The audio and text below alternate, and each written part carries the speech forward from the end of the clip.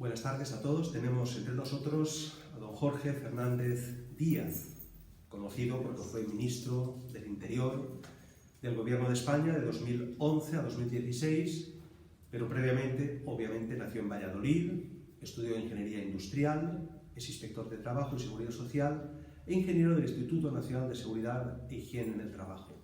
Ha ocupado diversos cargos políticos como gobernador civil, diputado en parlamentos autonómicos y también en el Parlamento Nacional, secretario de Estado en varias ocasiones, vicepresidente del Congreso de los Diputados y, como hemos dicho y es conocido, ministro del Interior. Pero también en el campo, digamos, religioso, que es el que nos interesa, pues ha dado numerosas conferencias sobre apariciones marianas, teología de la historia, Sagrado Corazón de Jesús, que es lo que nos une hoy, y tantas otras cosas. Hoy se celebra la festividad de San Miguel de los Santos, conocido también por diversas experiencias místicas que tuvo con el Sagrado Corazón o con el intercambio de los corazones. En fin, todo esto nos sirve para introducir este tema que nos reúne hoy, que es España, tierra predilecta, podemos decir, del Sagrado Corazón de Jesús. Así que lo que le preguntamos es, bueno, ¿cuál es la importancia de nuestro país? Porque sabemos que hay un origen en Francia, obviamente las raíces son bíblicas, tantos santos en Francia con Santa Margarita María, pero España ha tenido un papel importante. ¿Qué nos puede decir? Bueno, en primer lugar, muchas gracias a Padre José Vicente por su amabilidad y tener esta oportunidad de hablar de España y del Sagrado Corazón de Jesús.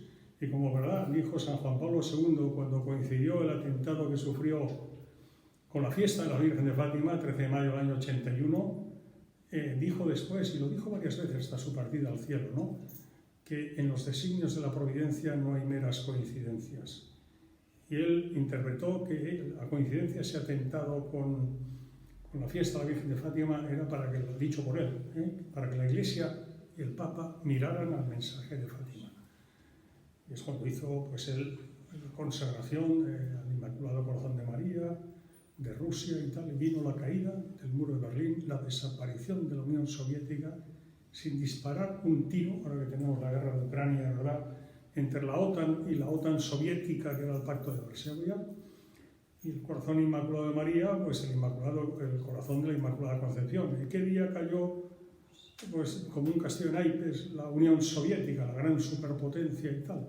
Pues el día de la Inmaculada Concepción del año 91, ¿no? Bueno, pues efectivamente hoy no hay meras coincidencias y, como usted ha dicho muy bien, Padre, pues uno de los santos que está reconocido por la Iglesia, santo español, ¿no?, y con una especialísima vinculación con el Sagrado Corazón de Jesús, su fiesta litúrgica efectivamente es hoy. No hay meras coincidencias en los designios de la providencia. Seguramente ni usted ni yo ni habíamos caído al fijar esa fecha, pero la providencia sí que lo sabía, ¿no? Y ha querido que hubiera esa coincidencia.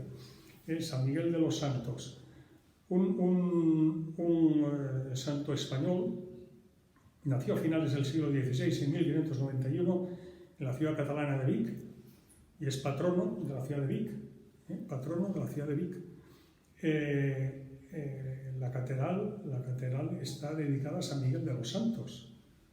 Y él es el copatrono de la adoración eucarística, que tiene por patrono principal a San Pascual Bailón, ¿no? Pues él es copatrono. Bueno, pues este santo, que fallecerá joven, con 33 años, tuvo una vida mística reconocida por la Iglesia y además reconocida por el pueblo, porque tuvo manifestaciones místicas que a él pues, no le gustaban y que se exhibieran, pero el Señor lo quería, ¿no? Y una de ellas, muy especial, es el intercambio místico del corazón de Jesús con el corazón de Miguel de los Santos. Reconocido por Benedicto XIV con ocasión de su beatificación y reconocido por el beato Pío IX, el Papa que le canonizó en la fecha de hoy, 8 de junio de 1862. Por lo tanto, debo decir que, porque he procurado también documentarme para la ocasión, obviamente, y efectivamente el intercambio místico del corazón de Jesús con el propio corazón de Miguel, el joven Miguel de los Santos, pues lo había tenido Santa Catalina de Siena. Tendrá después algo parecido, pero no exactamente igual, Santa Margarita María de Alacoque y algún otro santo místico. Pero yo, como me ha preguntado usted, padre, pues España, el Sagrado Corazón, pues mire usted, en principios, porque fallecerá en 1624 a los 33 años de edad, ¿no? Y por tanto, en una época tan temprana como principios del siglo XVII, un santo español, nacido en Vic, patrono de Vic, me gusta decirlo como localidad catalana y muy catalana, Vic tiene por patrono a San Miguel de los Santos, ¿no? Con una estrechísima vinculación al Sagrado Corazón de Jesús. He dicho principios del siglo XVII, ¿no? En el siglo XVIII y a principios del siglo XVIII, otro santo español, bueno, beato, muy conocido, el beato joven novicio jesuita Bernardo de Hoyos, que recibirá la gran promesa el 14 de mayo de 1733, la gran promesa. La Basílica Santuario Nacional de la Gran Promesa. El Sagrado Corazón le dijo al beato Bernardo de Hoyos: a mí me gusta decir que Bernardo de Hoyos es para la difusión de la devoción al Sagrado Corazón de Jesús en España lo que es Santa Margarita María de Alacoque en Francia, ¿no? Solo que en España, la Casa de Borbón, reinando en Francia, no hizo la consagración pedida por el Señor por medio de Santa Margarita María de Alacoque al Sagrado Corazón de Jesús, y sí que la hará en España, pero como hablando antes me ha dicho usted que quería que profundizáramos en eso, pues pero la gran promesa del Sagrado Corazón de Jesús: reinaré en España y con más veneración que en otras partes. Palabra de Dios, palabra del Sagrado Corazón de Jesús, por lo tanto, no quito ni pongo. Me permito decirle que a día de hoy, padre, hay 20 países que están consagrados al Sagrado Corazón de Jesús por el poder político, y de los 15, 13 eran la España de 1733. O sea, Hispanoamérica, la hispanidad y Filipinas. De los 15, 13. Los otros dos son Brasil y Polonia. Las Españas que dijo el Señor al beato Bernardo de Hoyos, de las 15, 13, y la única monarquía del mundo consagrada al Sagrado Corazón de Jesús es la monarquía española, la Casa de Borbón reinando en España, Alfonso XIII. Si me pregunta usted, hablaremos de ello. Sí, no, es el beato Bernardo de Hoyos, evidentemente. Bueno, si me habla de santos, le diré que hay una santa, porque yo tengo una particular predilección, devotísima del Sagrado Corazón de Jesús, la denominada, ella si viviera no lo aceptaría para que dijeran eso, ¿no? La Santa Teresa de Jesús del siglo XX, Santa Maravillas de Jesús. Maravillas, sí. Con el Carmelo. El Carmelo del Cerro de los Ángeles. ¿Qué nos puede decir de la fundación? Sí, que bueno, pues, precisamente en aquel lugar. Ella, Maravillas de Jesús, Maravilla de Jesús, y Madre Maravillas, María Maravillas de Pidal y Chico de Guzmán, era su nombre en el mundo, no en religión, ¿no? Y ella, y su padre, pues había sido embajador de España ante la Santa Sede, presidente del Senado, presidente del Consejo de Estado, y la familia del Hospital en Asturias, pues, y en el siglo XIX la familia Pidal pues tenía un rancio abolengo y influencia en la política muy importante, ¿no? Y el padre de la Madre Maravillas, como digo, pues había sido ostentado cargos institucionales muy relevantes, como entre ellos los que recordaba: presidente del Consejo de Estado, presidente del Senado y embajador de España ante la Santa Sede, donde fue concebida la Madre Maravillas, siendo embajador de España ante la Santa Sede en el Palacio de España, en la Plaza de España, donde está el monumento a la Inmaculada Concepción. Ahí fue concebida Madre Maravillas. Nacerá en Madrid, y nacerá en Madrid en lo que hoy es el edificio ampliación del Palacio del Congreso de los Diputados en la carrera de San Jerónimo. O sea, yo eso fin, lo he vivido muy de cerca. Yo he estado 30 años de diputado en el Congreso, o sea que, es una historia extraordinaria, ¿no? Bueno, pues ella que tenía en el mundo pues todas las posibilidades, pues quiso retirarse y ser carmelita, ¿eh? Y era carmelita en el monasterio del Carmelo del Escorial. Y escrito por ella, ¿no? Pues, le había puesto en el corazón pues, que tenía que fundar un Carmelo, y pues ella, eso de ser fundadora, pues no, y tener notoriedad y tal, no le iba, ¿no? Hasta que finalmente, ante las pruebas que el Señor le puso, pues ya se rindió a la voluntad del Señor, pues lo había manifestado, luego escribirá, el Señor ya no diría gritos, pero casi me había dicho que saliera del Carmelo Escorial a fundar en el Cerro de los Ángeles, ¿no? Y fundará en el Cerro de los Ángeles el Carmelo, y precisamente pues es un Carmelo, pues Santa Maravillas de Jesús, gran devota del Sagrado Corazón, pues fundó 11 Carmelos, 10 en España y 1 en la India, ¿no? Un poco menos que Santa Teresa. Un poco menos que Santa Teresa. Pero se lo puede llamar una Santa Teresa son palabras mayores, ¿no? Sí. Pero bueno, quiere decir que si nos remontamos a Miguel de los Santos, pasando el Beato Bernardo de Hoyos, en el siglo XX, Santa Maravillas de Jesús, y luego, pues como sabe usted muy bien, sí, la Compañía de Jesús, pues una particular misión en cuanto a la expansión de la devoción al corazón de Jesús, ¿no? Y hay santos jesuitas españoles, el padre José María Rubio, por ejemplo, ¿no? Precisamente en la última visita apostólica de Juan Pablo II a España, que fue el 3 y 4 de mayo de 2003, en la Plaza de Colón, el domingo 4 de mayo, canonizó 5 santos españoles: San Pedro Poveda, San José María Rubio, Santa Ángela de la Cruz, Santa Maravillas de Jesús y Santa Genoveva Torres. O sea que los canonizó los dos, Santa María de Jesús y San Pedro Poveda, el 4 de mayo de 2003 en la Plaza de Colón de España. Vinculados al corazón de Jesús. Muy bien.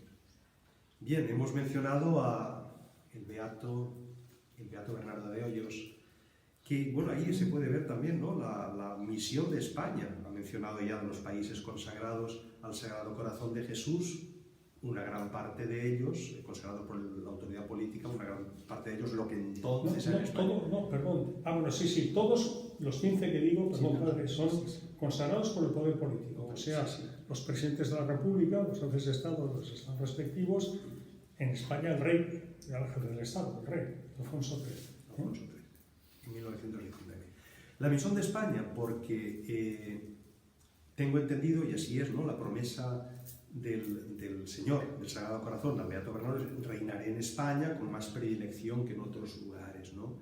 El nuncio de entonces, de aquel momento, cuando le presentaron el proyecto, dijo: muy bien, si no te estoy mal informado, pero mejor pongamos reino en España, reino en España. Es decir, que bueno, es la vinculación también de España con el Sagrado Corazón de Jesús. Un poco ver el paralelismo entre España, la consagración, aunque algo se ha mencionado, del país al Sagrado Corazón, que no se hizo en el tiempo ni en el momento, ¿no?, como le pidió el Señor a Santa Margarita, pero sí se hizo en España. Precisamente hay una vinculación, digamos, dinástica entre lo que tenían que haber hecho en su momento los reyes de Francia y lo que hizo en su momento el rey de España. Por la vinculación. Le agradezco la pregunta, padre, si me lo permite, muy atinada, ¿no?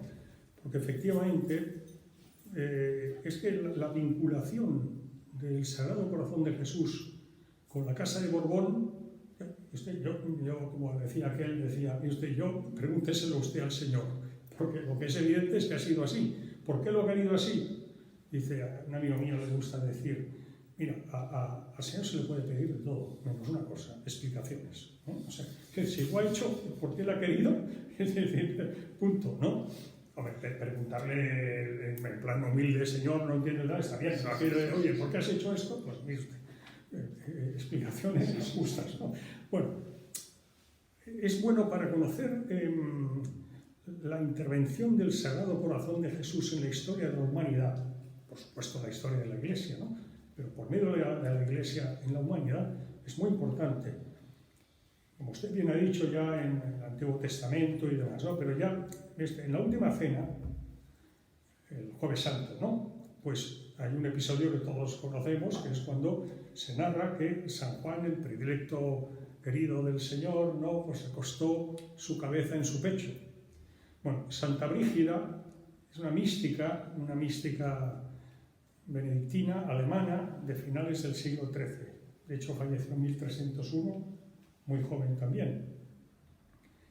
Y tuvo numerosísimas revelaciones místicas que están en los anales de la historia y está considerada además como una mística especialmente vinculada al Sagrado Corazón de Jesús. En una de las revelaciones místicas, el Señor la transportó a la última cena y permitió que recostara su cabeza en el pecho del Señor y escuchó los latidos del corazón de Jesús. Y le interroga a San Juan, que estaba presente en la escena: ¿oíste tú también en la última cena los latidos del corazón del Señor? Sí, Brígida, sí los oí. ¿Y por qué no lo contaste, lo narraste en los evangelios, en el Evangelio de San Juan? Es que porque el Señor me dijo que no lo hiciera, que eso era para el momento en que se enfriaran los corazones de los hombres y necesitaran las llamas del corazón de Jesús para calentarlos. Esto está narrado en los anales del proceso de canonización de Santa Brígida, siglo XIV. Bueno, pues ese tiempo llega en el siglo XVII, el siglo del racionalismo. El siglo del racionalismo, donde, bueno, pues cogito ergo sum.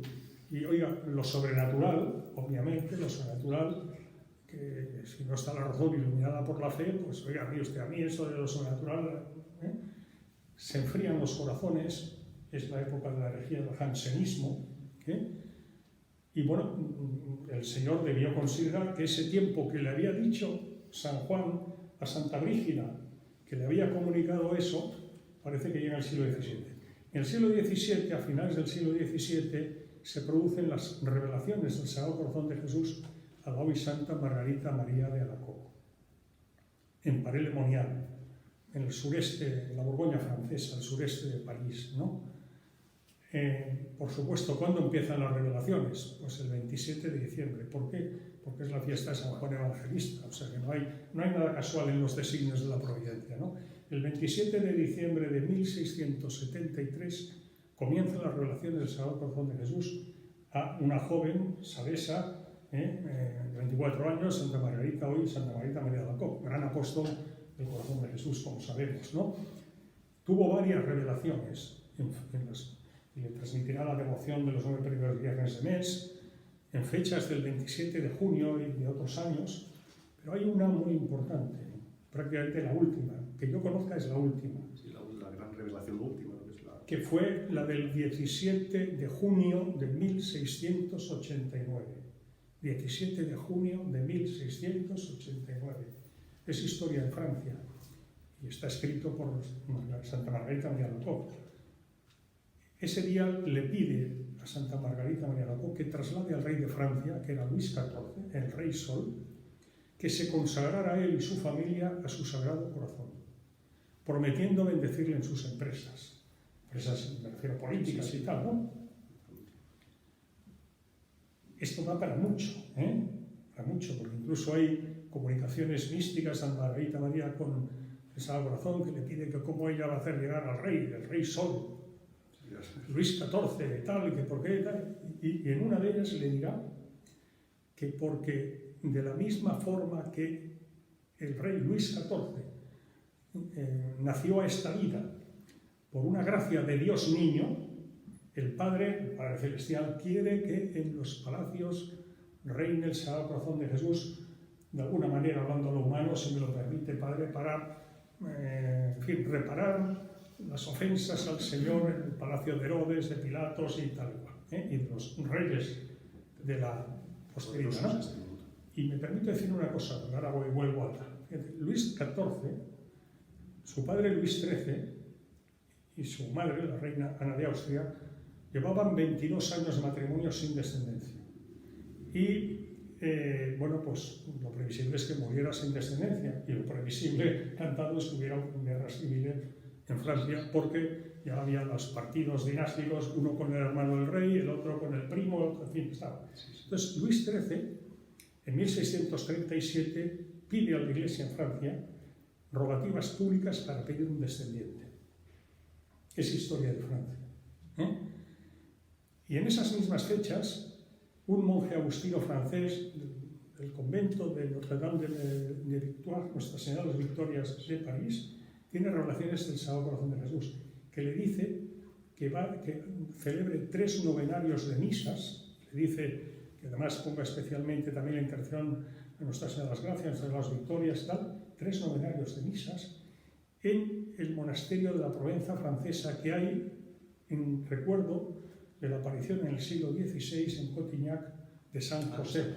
La aparición. Exacto. Pues que fuera allí y celebrar 3 novenarios de misas y que se lo comunicara a los reyes. Se lo comunica. La última misa de las 27, 9x3, 3 novenarios, la celebró el 5 de diciembre de 1637. Poco después la reina nota que está embarazada y que sigue. Entonces el rey Luis XIII promulga el decreto del 10 de febrero de 1638 por el que proclama como agradecimiento a la Virgen de la Asunción como patrona principal de Francia. La fiesta de sí. La reina sigue el embarazo y cuando llega el 15 de agosto, fiesta de la Virgen de la Asunción, el rey quiere solemnizar la primera fiesta de la Asunción como patrona principal de Francia y convoca a los Estados Generales para que en Notre-Dame de París sea una ceremonia de Estado con toda solemnidad. Sigue el embarazo de la reina y poco después, el 5 de septiembre de 1638, nace Luis XIV. A los 9 meses, día por día, es historia de Francia. La partida de bautismo de Luis XIV el nombre es Louis Dieudonné, Luis Dios dado. Lo digo que es historia de Francia, bueno, para que veamos cómo la providencia va, lo que es San Juan Pablo II, en los designios de la providencia no hay meras coincidencias. Bueno, pues decíamos, padre, que Luis XIV, a pesar de todo, no hace la consagración. Luis XV no hace la consagración. Luis XVI la hará tarde, la hará el 21 de septiembre de 1793 y el 21 de enero siguiente es guillotinado y a continuación su esposa, la reina María Antonieta. Pero como hemos dicho, 100 años después, día por día, pues estalla la Revolución Francesa. Pues bien, 10 años después, plan B, desde el eterno presente de Dios, Dios al parecer sabía, al parecer no, sabía, claro, que la Casa de Borbón reinando en Francia no iba a hacer la consagración al Sagrado Corazón de Jesús. Y tiene un plan B, que es que la Casa de Borbón pase a reinar en España y haga la consagración de la Casa de Borbón en España. Fíjese, 1689 hace esa petición. 1690 muere Margarita María Laporte, con 42 años, muy joven. Y 10 años después fallece el último rey de los Austrias reinando en España, Carlos II, sin descendencia. Guerra de sucesión. ¿Y quién pasa a ser rey de España? Felipe V, nieto de Luis XIV, pasa a ser rey de España. Y con él, la Casa de Borbón a España. Y hay un hiper cronológico, desde entonces, desde que empieza a reinar, a partir de ese momento, la Casa de Borbón con el rey Felipe V, fíjense que el rey español es Felipe VI, y Felipe, pues que va hasta Alfonso XIII. Yo no sé cómo vamos de tiempo, padre, porque el tema... Llevamos media hora. Da tiempo, lo digo porque es historia de España y es impresionante. Y se ve Fíjese. la providencia. Exactamente, fíjese, padre José Vicente. En el año 1868 la reina Isabel II es destronada y enviada al exilio a París, la revolución denominada de la Gloriosa. Por cierto, en septiembre de 1868, en abril de 1868, el Papa reinante Pío IX le concede el gran collar de la Orden de Cristo a la reina Isabel II. Y si se lee la bula de concesión, Aprovecho para decir, la historia del siglo XIX de España está escrita en gran medida por la masonería, y fue quien derrocó a la reina Isabel II. Lo digo porque se cuenta, la leyenda sobre Isabel II es tan terrible que poco más o menos esta mujer era, pues en fin, y debo decir que tenía de confesor nada más y nada menos que San Antonio María de Claret, y al otro lado tenía de amiga especial íntima a Sor Patrocinio, la monja de las llagas. Quiere decir que, ¿por qué lo digo? Porque la bula de concesión del Gran Collar de Cristo, del Papa Pío IX, lo que dice de ella, hombre, San Antonio María Claret seguro que no decía pecados que se confesara a la reina, pero no hacía falta para decirle que, en fin, que era una buena cristiana, que era una buena católica, que tal y cual, ¿no? Porque si no, el Papa ni le concede esa condecoración, la máxima condecoración que puede recibir un soberano y un jefe de Estado. Y en la bula de concesión, las virtudes cristianas se destaca el Papa. Yo lo dejo ahí. Es de lo que ha enviado al exilio. Oiga, 1869, nueva constitución en España. Constitución liberal, sigue España siendo un reino, pero queda vetada por la Constitución la Casa de Borbón. Y se abre una especie de concurso de méritos entre las casas reinantes en Europa para que vengan a reinar en España.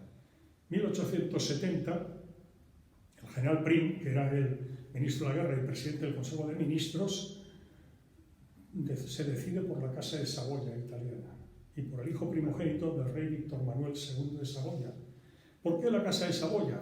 Bueno, pues que usted sabe muy bien, padre, que en septiembre de 1870 el Papa es desposeído de los estados pontificios. Papa Pío IX se declara prisionero en el Vaticano y estarán los papas 59 años considerándose recluidos en el Vaticano.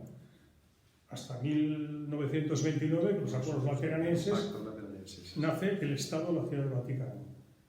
Pues fíjese, trae a la Casa de Saboya justo a los 2 meses de haber caído Roma. El 20 de septiembre de 1870 cae Roma, la Porta Pía. Cualquiera que haga turismo a Roma y vaya verá la avenida del 20 de septiembre, que evoca el 20 de septiembre de 1870, que con la caída de la Porta Pía se escenifica la caída de Roma y el Papa también. Pues a su hijo primogénito, el rey Víctor II, Víctor II de Saboya, rey de la unificación italiana, a su hijo primogénito, pues claro, le trae a España. Y llega Amadeo I de Saboya a Madrid a tomar posesión por elección de las Cortes, ya no hereditaria, el 2 de enero de 1871. Y cuando llega a Madrid, Amadeo I de Saboya tiene que ir directamente a la Basílica Atocha de Madrid a velar el cadáver de Prim, su mentor, que 2 días antes había muerto en un atentado. Cuando salía del Congreso de los Diputados, entonces de Real Calle del Turco, hay una placa que evoca el atentado del 27 de diciembre de 1870 contra el general Prim. Bien, el rey Amadeo I de Saboya, el 11 de febrero de 1873, dice: lo siento, pero ya no puedo más. Y abdica y se va de España. Había sido rey de España desde el 2 de enero de 1871 hasta el 11 de febrero del 73, 2 años. Ese mismo día se proclama la primera República Federal Española, el 11 de febrero de 1873. Oiga, y en enero de 1874, dice, bueno, esto no hay quien tal, y Cánovas convencerá a Sagasta, ¿no?, de decir: oye, usted, hemos hecho de todo. Hemos desposeído a la Casa de Borbón enviando al exilio a Isabel II. Hemos vetado la Casa de Borbón con una nueva constitución. No ha funcionado. Hemos hecho una primera república y no funciona. Oiga, que vuelva a la Casa de Borbón. Y traen a un hijo de Isabel II, Alfonso XII, a reinar a España. La restauración. Se había intentado todo. Repito, vetar la Casa de Borbón, primera república, nueva constitución. Y van a buscar a un hijo, Alfonso XII, de Alfonso. Alfonso XII muere muy joven, y tiene un hijo póstumo, que es Alfonso XIII. Claro, después todo lo había pasado, que ahora, en fin, oiga, si falla Alfonso XIII, sí que ya no hay remedio, ¿no? Y a los que está en la biografía de Santa Maravillas de Jesús, del padre González Chávez, muy bien explicado y documentado. Tiene 4 años Alfonso XIII y está para morir. Le llamaban Bubi, el rey niño Bubi, en casa. Está para morir. Y su madre, la reina regente María Cristina, va por todos los conventos de Madrid a pedir oraciones para que no muera el niño. Porque claro, si muere el niño, sí que entonces ya, con 4 años, ya entonces ya... La madre abadesa de las Salesas de Santa Bárbara de Madrid le da una estampa al Sagrado Corazón. Le dice, vamos a rezar por él. Ponga debajo de la almohada esta estampa y haga la promesa de que si el niño es curado, le consagrará al Sagrado Corazón de Jesús. El niño es curado. Y la reina María Cristina escribe al Papa León XIII y le comunica todo esto. Y que en cumplimiento de la promesa, el rey niño, que tenía 4 años, con sus hermanas las infantas, será consagrada, pidiendo su bendición, la bendición del Papa, será consagrado al Sagrado Corazón de Jesús. Los biógrafos dicen, ese día, tenía 4 años, el Sagrado Corazón de Jesús le dio cita para el Cerro de los Ángeles a Alfonso XIII. Alfonso XIII tendrá el día de su boda un atentado. Es decir, es tremendo, es historia. En 1911 es el Congreso Eucarístico Internacional en Madrid. Y el rey Alfonso XIII, que había sido consagrado al Sagrado Corazón de Jesús, ¿sí? Lo digo para que se vea la señal, ¿sí? Pues en la clausura, cuando sale de la Basílica de los Jerónimos, bajo palio, la custodia con el Señor y tal, y desfile por las calles de Madrid, ha quedado con el secretario del Congreso de que no diga nada, porque temía que solo boicotearan, pero que cuando estuviera desde los Jerónimos, va por toda la calle Mayor y tal, hasta el Palacio de Oriente, la Plaza de la Armería, que no terminaría ahí la ceremonia, sino que la llevaría, es historia esta, al Salón del Trono del Palacio Real. Y en el Salón del Trono del Palacio Real, el Palacio de Oriente, el Palacio Real, es consagrado, el rey consagra España al Santísimo Sacramento. En la cripta de la Catedral de la Almudena, que está la imagen del Sagrado Corazón, hay una lápida que ordenó colocar el cardenal Rocco, al mí me lo contó más personalmente él, esto, evocando esta consagración de ese día que hizo, esa primera consagración que hizo el rey Alfonso XIII de España al Sagrado Corazón de Jesús, en el Salón del Trono ante el Santísimo, Salón del Trono, y en el sitial del rey, se colocó la custodia con el Santísimo a España. Vendrá, y finalmente, he querido decir todo esto porque se vea cómo la providencia provee, cómo provee la providencia. Y en 1919 ha terminado la Primera Guerra Mundial, el 18, en el 19 y 20 serán los tratados de Versalles, y Alfonso XIII, el día de un rey santo español, San Fernando, el 30 de mayo, en el Cerro de los Ángeles, centro geográfico de la península, consagra España al Sagrado Corazón de Jesús, el 30 de mayo de 1919. Y como lo ha preguntado usted, es historia de España, ¿no? Sí, sí. Usted, no hay en el mundo ninguna monarquía, ninguna corona que, habiendo sido desposeída de una república, hay intentos de restauración, empezando por Francia, ¿no? Pero que fracasan. En España, mire lo que pasó, pero es que no acaba ahí la historia, porque como sabemos, vendrá el 14 de abril del 31, el rey al exilio a Roma, vendrá la Segunda República, vendrá una guerra civil, 40 años con Franco, oiga, y a la muerte de Franco, ¿quién va a reinar? Juan Carlos, nieto de Alfonso XIII. ¿Y quién está reinando ahora en España? Otro Borbón, Felipe VI, bisnieto de Alfonso XIII. Y Felipe V fue el primer Borbón, ¿verdad?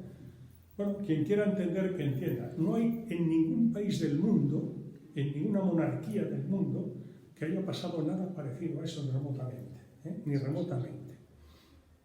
Así que se cumple. Bien, hemos dado un repaso impresionante a la historia de España, también con la vinculación con Francia, ¿no? De la mano del Sagrado Corazón. De la mano del Sagrado Corazón, claro. Han salido, hemos mencionado, por lo del reinar en España, el Cerro de los Ángeles, el Beato Bernardo de Hoyos. Es decir, estas personas y estos lugares son actualmente centros de difusión y de radiación del culto al corazón de Jesús. Bueno, se ha hecho la renovación de la consagración de España a los 90 años, con el cardenal Rocco, posteriormente con todos los obispos, el cardenal Osoro. El 30 de junio de 2019. Sí, se ha realizado esto, ¿no? Pero es decir, hay unos lugares, ¿no? Unos centros de difusión de España, ¿no? ¿Qué podemos decir? Del Cerro de los Ángeles, que ha aparecido, del Santuario de la Gran Promesa, en el cual usted... Y del Tibidabo. Y del Tibidabo, ¿no? Un poco... Y del Tibidabo. Digo del Tibidabo porque el propio Papa, San Juan XXIII, en octubre del año 61, con ocasión de la inauguración de la iluminación exterior del templo, del Tibidabo, pues hizo un discurso en el que, entre otras, que se transmitió por radio y tal, que entre otras cosas afirmó que la promesa de reinar en España y tal, pues es evidente viendo la gran cantidad de la devoción del pueblo español al Sagrado Corazón, que se expresa con consagraciones a la familia, la entronización de las familias, etcétera, ¿no? Y la cantidad de monumentos, los monumentos que hay en tantísimos lugares. Efectivamente, es que está plagado el territorio nacional de monumentos al Sagrado Corazón. Pero dijo, pero hay 3 de ellos en los que esa promesa se expresa de manera muy singular. Dicho por Juan XXIII, en esa fecha. ¿Qué he dicho? Y dijo, el Santuario Nacional de la Gran Promesa, el Cerro de los Ángeles y el Tibidabo. Bueno, el Tibidabo es que tiene su historia. El templo del Tibidabo está consagrado al Sagrado Corazón de Jesús. ¿Cuál es la historia del Tibidabo? Brevemente. Bueno, Tibidabo en latín quiere decir te daré a ti. Tibidabo, te daré a ti. Hay una escena de los evangelios, padre, me corrige usted si me equivoco, donde en una de las tentaciones, las 3 tentaciones mesiánicas de Satanás al Señor, pues que van a lo alto de un monte y Satanás le muestra una gran ciudad, de todo esto te daré a ti, o sea, el poder de este mundo, si postrándote me adoras.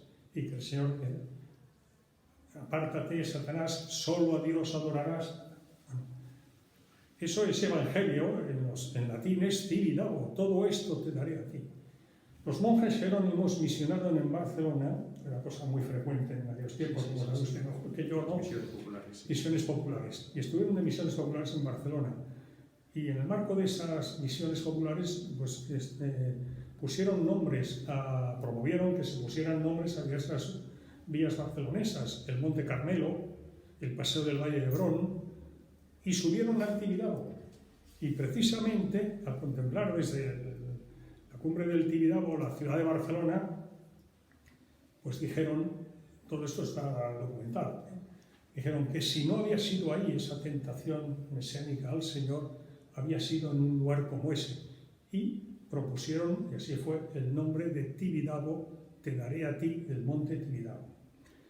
Bien, había en Barcelona, unos pocos años después, muy pocos años después, había en Barcelona una viuda chilena de un industrial textil catalán, mucha fortuna, con una gran devoción por los salesianos, y las obras, sobre todo de educación a la infancia, a la juventud de los salesianos, ¿no? Y promovió además numerosas obras con un grupo de barceloneses. Entonces, en el año 1886,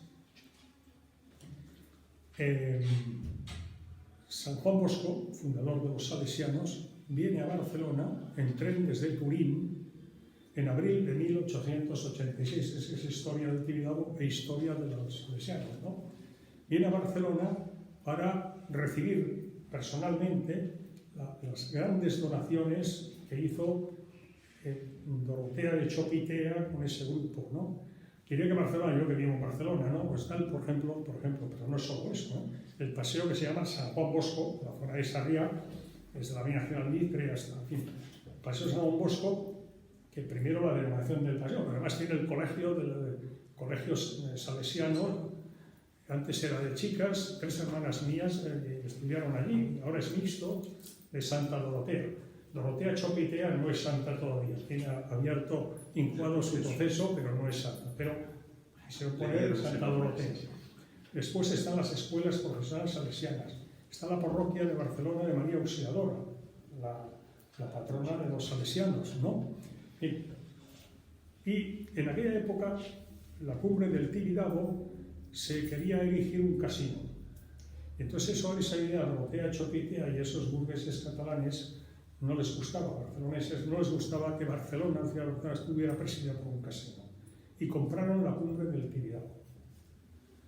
Bien, entonces, narra Juan Bosco, o San Juan Bosco, que cuando viene de Turín a Barcelona, el traqueteo del tren, en su corazón hacía eco Tibidabo, Tibidabo, Tibidabo, y que él le pregunta al Señor, ¿qué me vas a dar, Señor? Tibidabo, te daré, ¿qué me vas a dar, Señor? ¿Qué me vas a dar, Señor?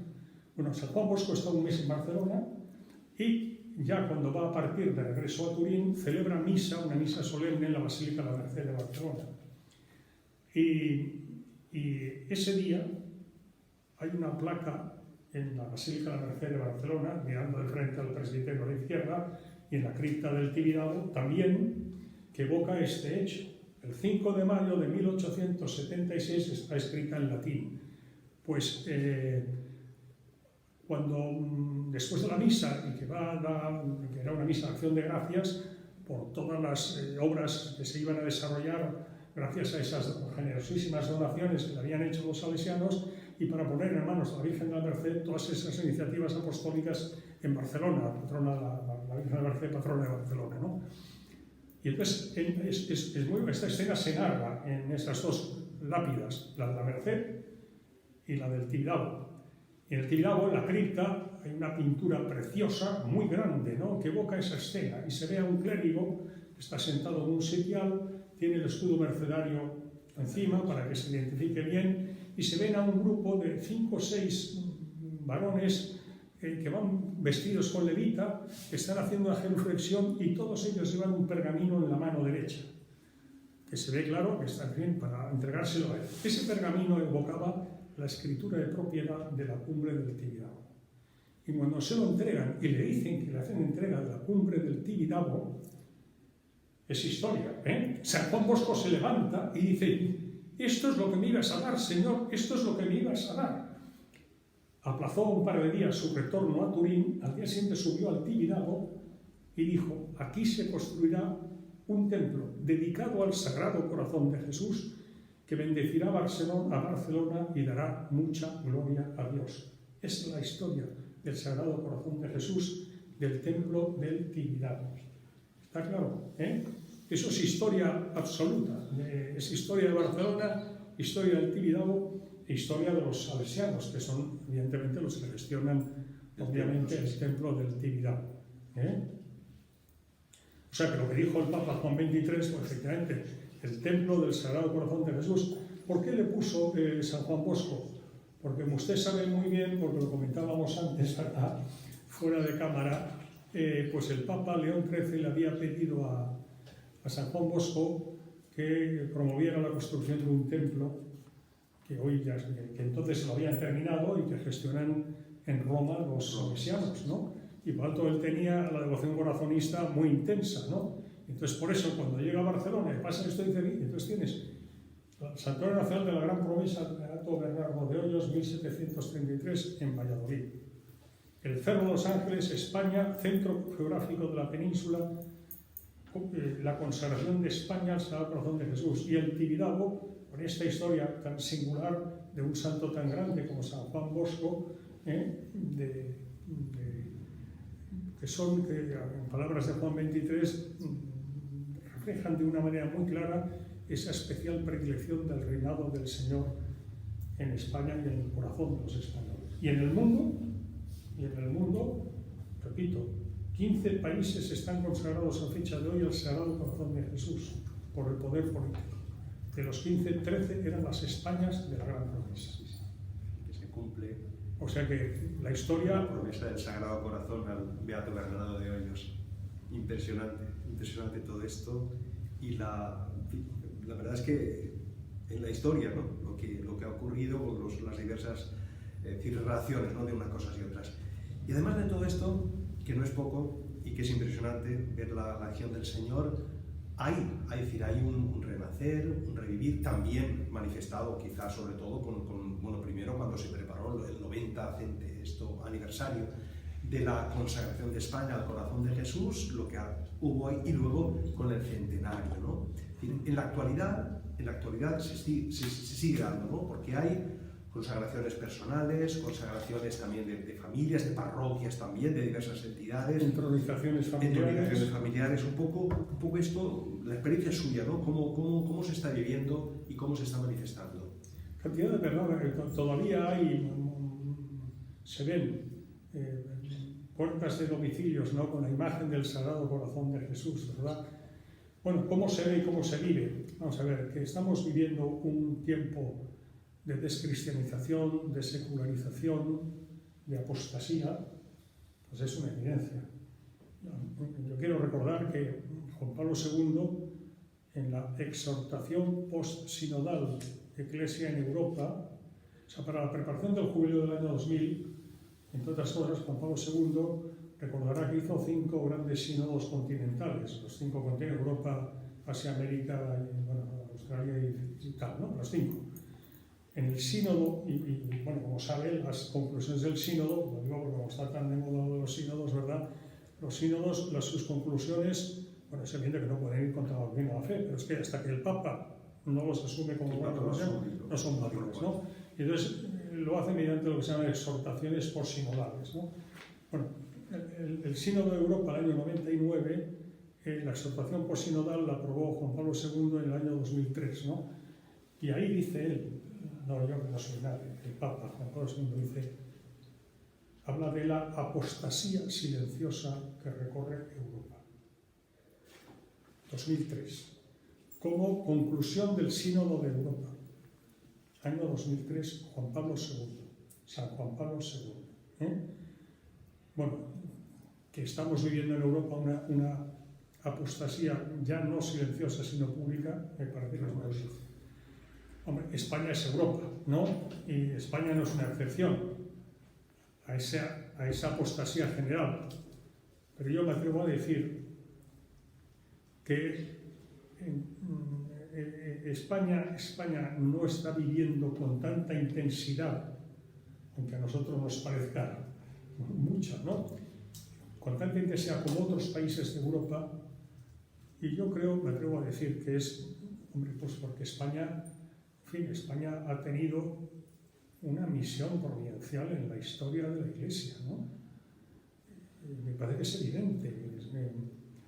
Si me permite, yo diré, y me atrevo a decirlo porque yo lo creía, pero como una opinión mía, no tiene más valor, ¿no? Pero es que eso lo he escuchado de boca de Benedicto XVI. Yo lo he escuchado de boca de Benedicto XVI en una audiencia privada con mi mujer y conmigo, de 55 minutos, el miércoles 17 de junio de 2015, en el Mater Ecclesiae donde vivía el señor Papa anterior, ¿no?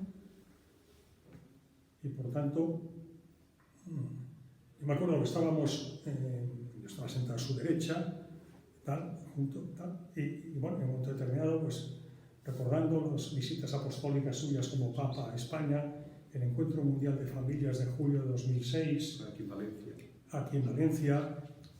Es que estamos en Valencia, ¿verdad? Estamos en Valencia. Vengo de Madrid y he pasado por Valladolid, por Santuario de la Gran Promesa, y perdón, ¿no? Estamos grabando el directo, pues sí, en Valencia aquí, efectivamente, aquí estuvimos. Y luego el jubileo del año 2010 en Santiago, el 7 de noviembre de 2010 consagró la Basílica de la Sagrada Familia. Fecha no casual, ¿eh? El 7 de noviembre del año 82 fue la visita a Barcelona en el marco de su primera visita apostólica del año 82 a España de Juan Pablo II, 7 de noviembre de 2010. Pues el 7 de noviembre de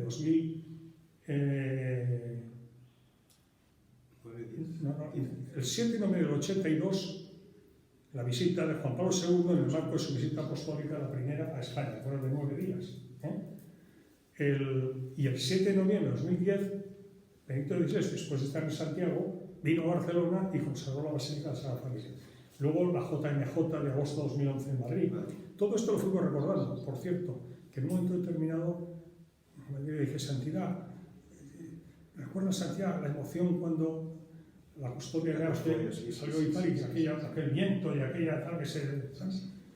Y recuerdo que él, Benedicto XVI, se emocionó recordándolo y dice: se tocaba la presencia de Dios, se tocaba. Yo es que tengo eso, estaba a su lado, yo recuerdo que me quedé muy emocionado, y entonces pues me atreví a decirle: mi Santidad conoce muy bien España y quiere España, me permito, Santidad, gracias por España, que nos hace mucha falta. Yo estaba entonces en el Ministerio del Interior, le había escrito una carta y tal, pero en fin, había sido unas circunstancias porque yo no lo sabía entonces, tuve ocasión de estar en la última audiencia del Papa antes de anunciar su renuncia. Él anunció su renuncia el 11 de febrero de 2013. Pues en la audiencia del 6 de febrero, y lo tengo grabado y tengo tal, ¿no? Pues yo estuve con él, ¿no? Y obviamente no sabía que iba a renunciar, obviamente, ¿no? Pero a mí me impactó, ¿no? Y luego escribí una carta y, bueno, en fin, y tuve ocasión de estar varias veces con él en el monasterio Mater Ecclesiae, siendo Papa emérito, ¿no? Bueno, pues, y eso era el 17 de junio. Yo le digo esto a su santidad, a Benedicto XVI, y con toda paz, con esa propia de Benedicto XVI, ¿verdad? Dice: el diablo quiere destruir España. El diablo quiere destruir España. Bueno, para empezar, no estaba, porque me lo estaba diciendo padre, me lo estaba diciendo Benedicto XVI. Estás a su lado y esto. Yo recuerdo que me quedé que si me pinchaban no me salía sangre, de verdad me quedé. Y sin solución de continuidad siguió: el diablo ataca más a los mejores. Por eso el diablo ataca a España y quiere destruir a España. Yo, Dios me libre, ni podía hablar ni quería interrumpirle para nada, o sea, interrumpirle, ¿no? Por tanto, todo esto fue sin solución de continuidad con toda. Y dijo, y tengo el acta escrita de esto, o sea que, y dijo: el diablo conoce la misión providencial de España, los servicios de España a la Iglesia de Jesucristo. Y dijo: la evangelización de América por España. Sí, es impresionante. O sea, el papel de España durante la Contrarreforma, la persecución religiosa de los años 30 del pasado siglo. Y prosiguió: le voy a decir las 4 herramientas con las que van a derrotar al diablo. Y por este orden dijo: la humildad, la preguera, la oración, la soferenza, el sufrimiento. Guardó un brevísimo instante de silencio y dijo: y la devoción a la Santísima Virgen. Y yo pensé que ya había acabado y estaba. Y dice: y como en el Evangelio del próximo domingo, en el momento oportuno el Señor actuará. Tenga confianza, el diablo no destruirá España. Yo había ido a misa, con mi mujer estábamos alojados en el Palacio de España, en la Embajada de España ante la Santa Sede, y sabía el Evangelio ese día, pero el domingo siguiente no lo sabía. Me faltó tiempo al salir, pero ¿qué Evangelio era el del domingo siguiente? Era el del mar de Galilea, que va el Señor, que parece que duerme de popa, la gran tormenta. Señor, Señor, que perecemos. El Señor que se levanta, ¿verdad?, y crepa los vientos y las aguas, y se hace la calma. Hombres de poca fe, ¿por qué dudáis? Y se hace la calma. Había dicho, como en el Evangelio del próximo domingo, en el momento oportuno, o sea, cuando parezca que la barca va a naufragar, que está sometida a la barca de España en ese caso, el Señor actuará.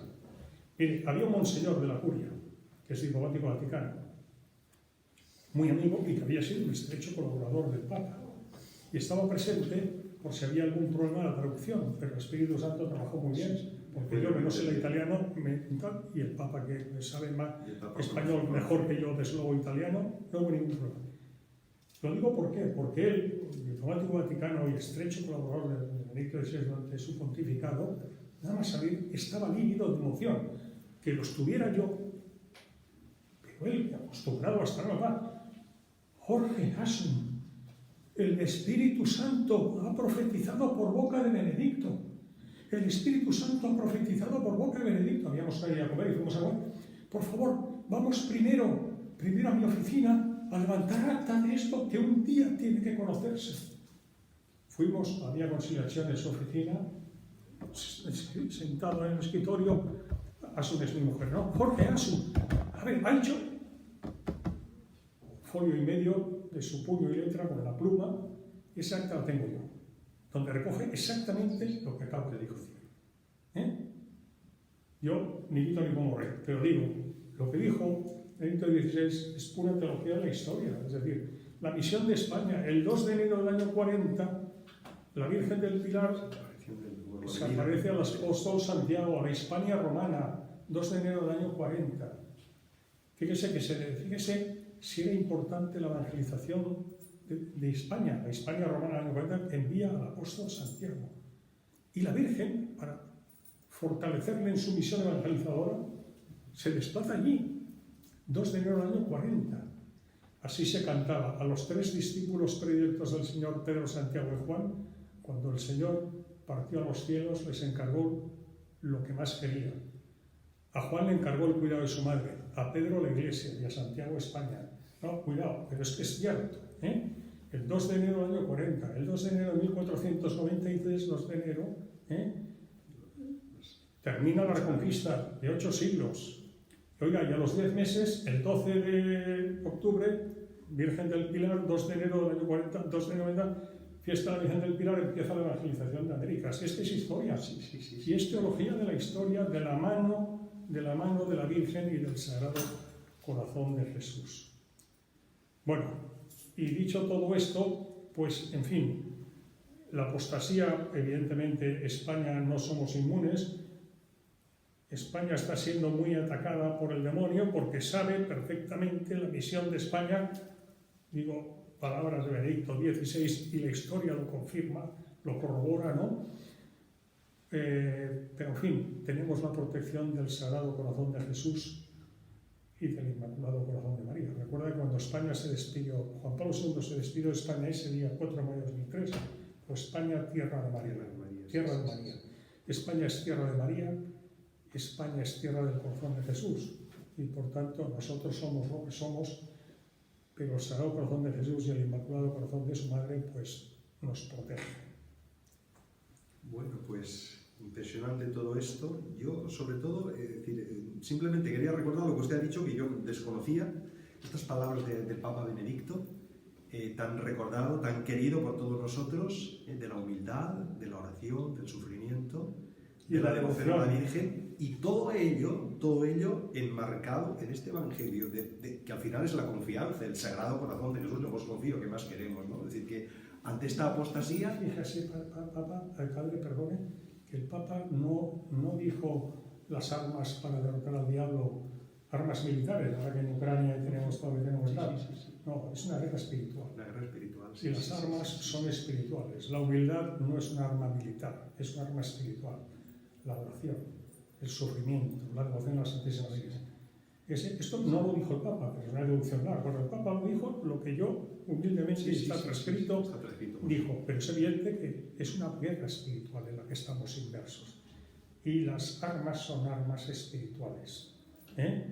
No son armas militares, son armas espirituales. Pues la verdad que para todos los oyentes, y en fin, te agradecemos esta presencia, estas palabras, esta presentación y sobre todo pues el amor también al corazón de Jesús que se ha manifestado. Así que, don Jorge, muchísimas gracias por esta entrevista que ha concedido. Muchísimas gracias, se me permite, padre, a usted por su hospitalidad, estar aquí en su parroquia, ¿verdad? Y permitir pues hablar del corazón de Jesús, que es una devoción, pues, en fin,